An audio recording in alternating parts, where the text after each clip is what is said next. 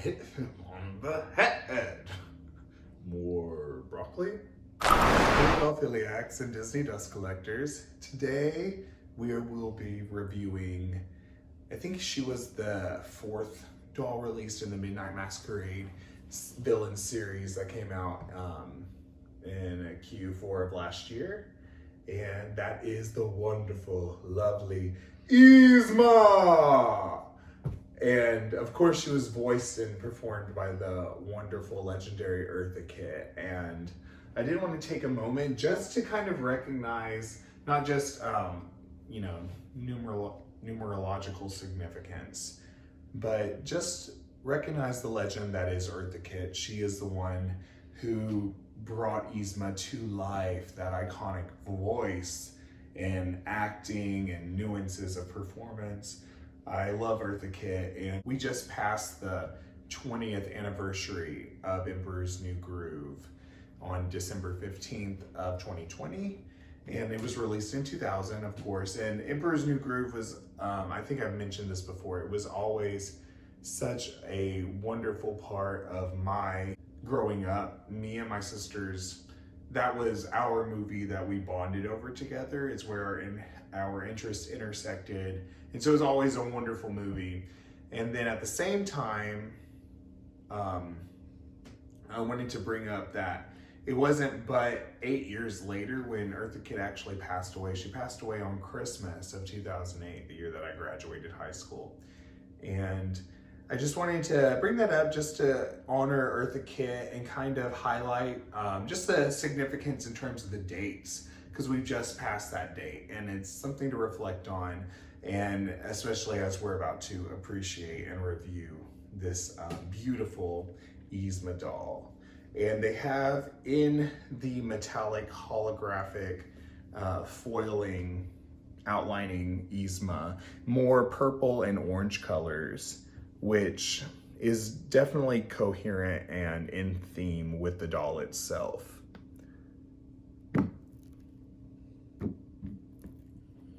And here is Yzma!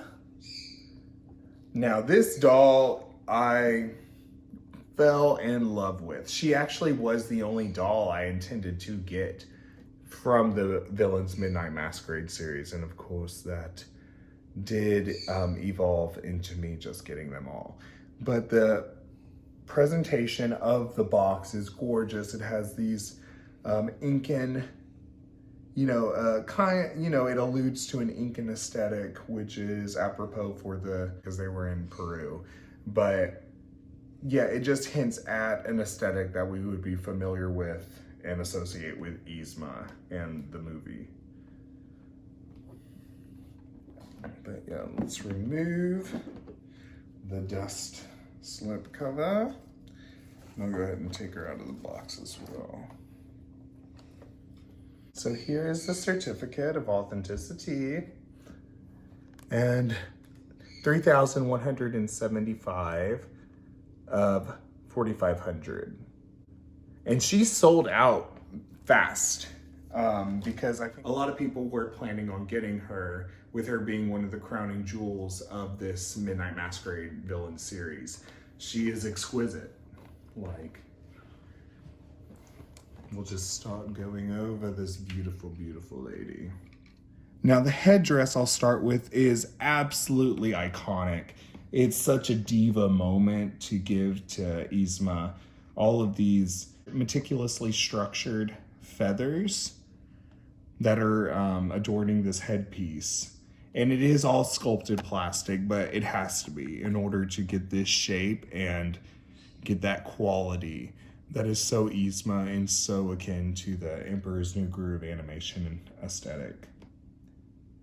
And then at the same time, we do have the gold that matches the mask here. And I'm trying to figure out what features. These kind of look like snakes that have the ruby jewels on them, which I love that contrast of purple and red. But it's actually might be more pink. It's a pinkish red, because I think it actually matches this stone down here, which you can see more of a pink quality to it since it's larger. This doll is my favorite in the series. All of the details are utterly fabulous. And then they also do have the iconic, if you can see behind the headpiece, the long blue feather, because those are the headdresses that she's known for wearing in the actual film, with this elongated curly Q coming up. He can't come back. Yeah, that would be kind of weird. You think? You and I are going out to find him. If he talks, we're through.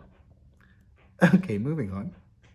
And yeah, and then just to point out some of the layers that they do put in the plastic sculpting of this, there is a darker black assortment of feathers from which this larger bluish purple one is protruding. And then right here we see a purple plastic molded what it looks like a scarf wrap or a head wrap to just secure all those feathers in place.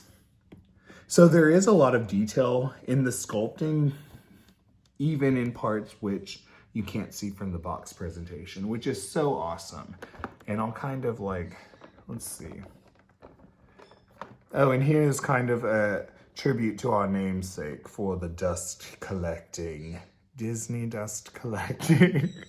Yeah, so I've been sitting on Yzma a while without actually doing the review. Yeah, and so then there's also part of the headpiece that comes through is this widow's peak that it makes, which is just wonderful. Everybody loves a widow's peak on a villain. It just makes it ever more sinister. And I love the skin tone that they gave her. It is definitely gray with maybe the tiniest hint of like a purple to it, or maybe it's just, you know, a very, very light gray, but it just works so well with all the pink, blues, and purples of the doll. Her eyeshadow is one of my favorite things. The makeup and the eyes that they did overall. Her eyebrows are very arched and thick, very Yzma, and her eyeshadow has a lot of different layers, similar to the Evil Queen that they did in the series, because there's a light, almost primrose, but not. It's darker than that. That is covering the top part of the eye, or the in the pocket of the eyelid. They have a dark purple as like a liner to create the lid, if you can see that. And under that purple, they have a lilac strip and then a charcoal gray strip, and then they actually have a light lavender highlight, just a thin line from the inner corner of the eye going out, and then just black eyeliner all around. And they even gave her 2 wings. I'm not sure if you can completely see it, but there's a wing for a purplish gray, the purplish gray eyeshadow, and then also a wing for the eyeliner itself on the top edge of the eyelid. And these rooted eyelashes that they gave her are my favorite because they're just so well done. They have these 4 elongated sections and then the shorter sections in between. And so Yzma, so glamorous. And she's just such a wonderful queen. Empress. This is definitely Empress Yzma. But the face mold, everyone is just, I know, has gone crazy for this face mold. I love the lilac lips that they gave her with this smile going all the way up. It's so coy and cunning. Man, just the pointiness and the edges of her face really go with overall the design. It all comes together so well. And I love the earrings. These earrings are so beautiful. And I wouldn't have thought myself to do something that looks so modern. This is a very modern looking earring. So it's this lilac color that matches other parts of the makeup. And then it has this base, which is like a little pearl in the same color. But she is giving you side eye while at the same time smiling. And it's utterly fabulous. All of these dolls have that same kind of cunning, I know more than you do look about them.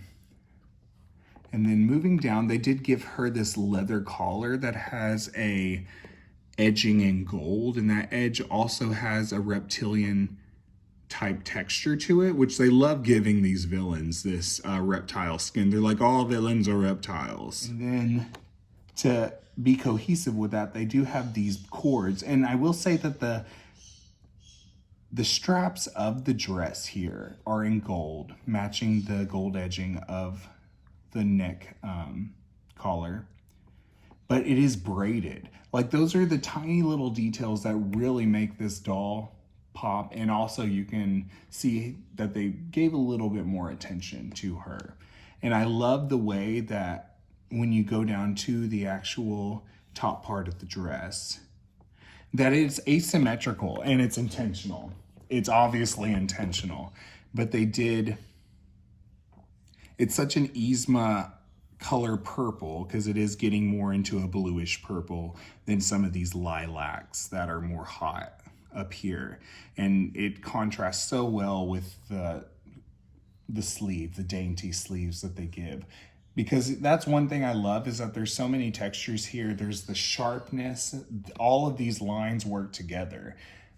So that whenever they do give her this softness and this elegant glamour, it still maintains a villainous level with that, and an edge that's not, you know, sanded down. And again, I do love the skin color, and I do love that the body sculpt they gave her. You can't tell, but her bosom is actually pretty low, which is very accurate for Yzma. Very accurate. But just going back to these sleeves, it's not striped, but it's textured with different colors, where there's like a lavender silver as well as the fuchsia tones, which really are very cohesive in just bringing the bottom part of the skirt or gown together with the eye makeup and the skin tone. It's very special. And then we're going to travel down her arms, and they gave her bangles on each side, which is beautiful. It's in gold, of course, to help keep in theme with all of the other ornamentation besides the earrings. And then I think everyone's favorite feature is the long pink nails. These fuchsia nails and these hand molds are absolutely 100% accurate to Yzma. It's such a beautiful representation. The boniness, the elongated joints, even they have like a little like nodule right on top for the knuckle, just to help give that kind of skeletal proportion in her hands and show how like gaunt she is, which contributes to her evilness, because that gauntness is also evident in her cheekbones. And the mask is absolutely wonderful. This is Empress Yzma taking over the throne. And again, we have these pink rhinestones inset in the mask. And it is very beautiful. You can see, again, the curly-Q large feather headdress that is her signature.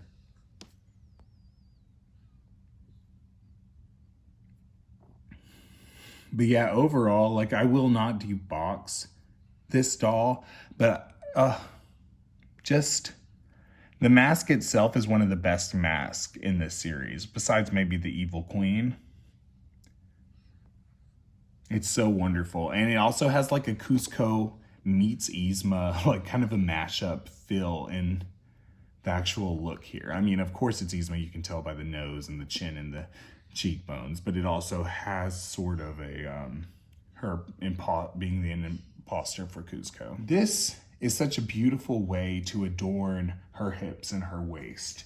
It's so regal. I'm in love with it. It's the best way to highlight it, I think. I love the fact that the the bodice and the top comes down and creates this shape. And the material is very stiff, so it does retain that shape. But the stitching, you can see the tiny little stitches that they do. And it's so very carefully crafted. The small things really set the craftsmanship apart. And I do love these poofy adornments on her hips as well that they set right on top. It is a black mesh type material that they've created almost into a tassel of sorts. And inside of that is woven in pink fuchsia tinsel. And it helps bring some of those darker colors in. I definitely understand why they wanted to do it, because there's black in this underside part of the gown, there's black in the neck collar, there's black in the headdress. Like, you want to have your eye pull in these colors, not have it overdone, but just have it make sense as you go. And then her belt is beautiful. Again, they have this braided gold metal here that matches the gold metal up here. Yeah, I think I said this was a cord. This is a cord, but it's not fabric. It's actual metal.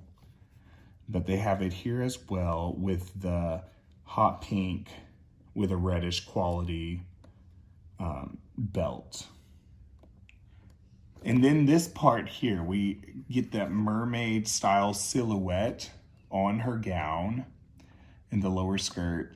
And what is so cool is I love the embroidery here. The embroidery of these lightning strikes that turn into the gold edging at the bottom of the skirt. These lightning strikes, I think, symbolize the point in the movie near the end whenever Yzma and Kronk are flying across the ravine, across the cliff, and then the lightning comes down and they fall from the sky. So this is symbolizing that. And that's so awesome, yeah, because here's them where they would be falling. But it's so beautiful. They have they have like a more muted gold color and then a more of a yellow, like Rapunzel hair gold that are offset with that jagged aesthetic that we would associate with the art and the animation in the movie. Even the way that these points come to an end creates a very villainous quality, while at the same time being very beautiful as it resembles a flower, because then you have this layer of dark purple satin, and then above that there's this shimmering sheer layer of it has a metallic fuchsia sheen in the light. And it really just creates all these deep purples and lilac and pink tones. So everything that you've seen above the doll, when you come down to the gown at the end, it's like fireworks essentially. And you know Disney loves their fireworks.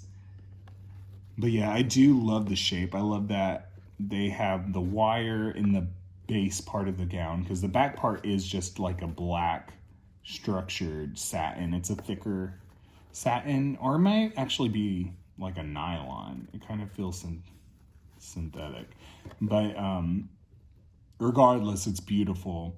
And I love the shape that it takes, like kind of like this boat type shape coming to points. Now, I could go on and on about this doll, but it's overall so beautiful, so luxurious. I'm going to try and see. They just gave her like a simple black heel for her shoe. Nothing special, which, I mean, with everything going on, that will suffice. Thank you everyone for watching. We'll take one last feather to toe. Look at Yzma. Please like and subscribe.